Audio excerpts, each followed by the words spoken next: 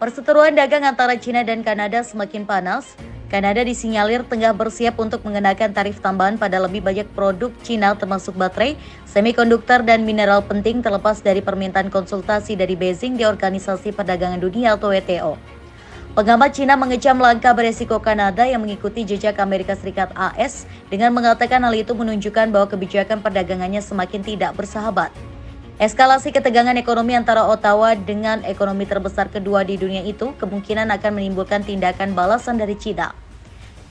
Media Kanada, The Globe and Mail melaporkan bahwa Menteri Keuangan Kanada, Chrystia Freeland mengatakan bahwa periode konsultasi yang diperlukan untuk mengenakan tarif pada lebih banyak barang energi bersih yang berasal dari China akan dimulai pada hari yang sama. Menurut laporan tersebut, Freeland mengatakan sekarang tinjauan Undang-Undang Tarif Bea Cukai selama 30 hari akan mulai mempelajari perlunya tarif pada baterai, suku cadang baterai, semikonduktor, mineral dan logam penting, serta produk tenaga surya. Kementerian Perdagangan China, MOFCOM, mengecam tindakan Kanada yang dinilai secara membabi buta mengikuti negara tertentu untuk mengambil tindakan penindasan sepihak terhadap China. Hal itu menghambat kerjasama ekonomi dan perdagangan normal antara perusahaan China dan Kanada, berdampak buruk pada hubungan ekonomi dan perdagangan bilateral, dan secara serius merusak sistem ekonomi global dan aturan perdagangan.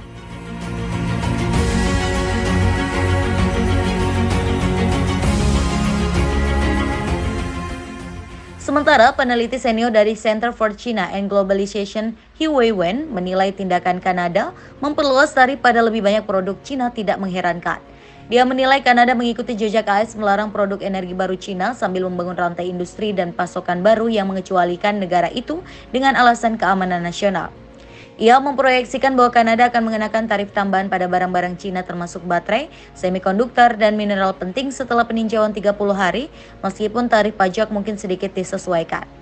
Kanada baru-baru ini mengumumkan tarif tambahan 100% pada kendaraan listrik EV China dan tarif 25% pada baja dan aluminium yang berlaku mulai 1 Oktober.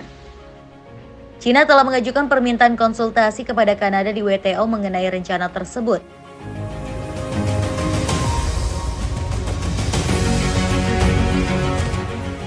Perang dagang China dan juga Kanada makin panas. Beijing resmi meluncurkan pembalasan atas serangan Ottawa ke mobil listrik kemarin. China kini melakukan penyelidikan anti-dumping terhadap komoditas dan ekspor andalan Kanada, canola, dan juga produk kimia. Kementerian Perdagangan China menyebut pada 2023, ekspor canola Kanada ke China telah meningkat signifikan, mencapai 3,47 miliar dolar Amerika.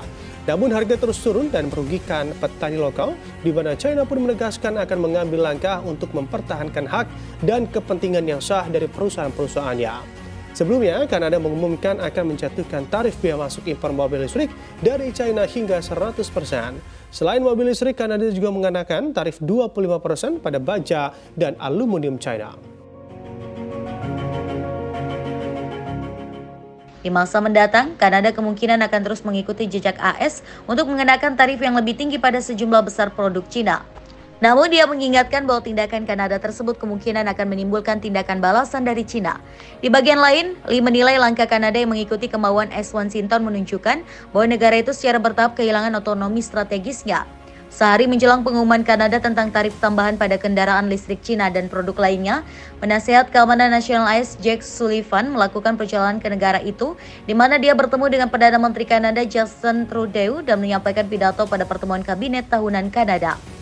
Sullivan sebelumnya mengatakan bahwa AS berharap bahwa Kanada dan sekutu-sekutunya yang lain akan mengambil pendekatan terkoordinasi untuk menghentikan penjualan kendaraan listrik China. Peneliti di Institut Hubungan Internasional Kontemporer China yang berpusat di Beijing, Chen Fengying, menilai di tengah pesatnya perkembangan industri hijau di China seperti sektor kendaraan listrik dan tenaga surya, AS khawatir akan kehilangan posisi terdepannya di puncak rantai nilai perdagangan internasional. Akibatnya, AS terus menekan sekutunya termasuk Kanada untuk mengekang dan menekan industri-industri China yang sedang berkembang. Lee memperingatkan bahwa langkah Kanada untuk mempolitisasi isu-isu perdagangan akan menjadi bumerang karena konsumen di negara itu harus membayar harganya dengan cara yang sama seperti yang telah dibayarkan konsumen AS setelah negara adidaya itu mengenakan tarif yang lebih tinggi pada produk-produk Cina beberapa tahun yang lalu.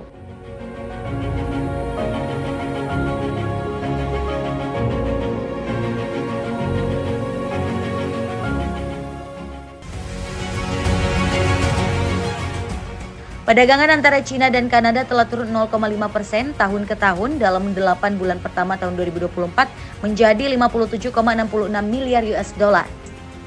Terkait dengan itu, He Weiwen mengatakan bahwa saat ini adalah waktu yang tepat bagi Kanada untuk meninggalkan diskriminasi ideologisnya dan mentalitas politik blok untuk melanjutkan hubungan perdagangan non-diskriminatif dengan China berdasarkan aturan WTO.